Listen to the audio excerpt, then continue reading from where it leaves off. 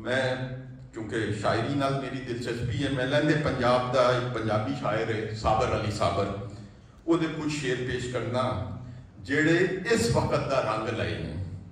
वो नज़म है लम्मी कहानी, कहता किसी जुगनू ने दसिया है हनेरा नाल नहीं जमया, किसी जुगनू ने दसिया है हनेरा नाल नहीं जमया, तेरे पुरखा कहानी है बड़ी लम्मी कहानी है।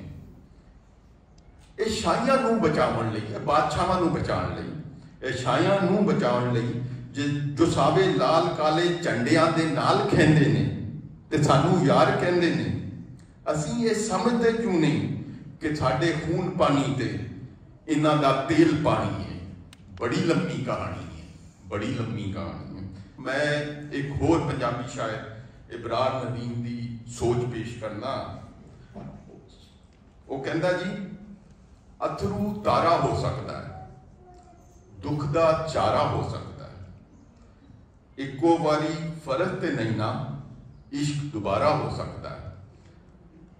कखों हौला जान ना सानू कख भी पारा हो सकता है, अजे न रिश्ते तोड़ तू सारे अजे गुजारा हो सकता है, अजे न रिश्ते तोड़ ना सारे अजे गुजारा हो सकता है।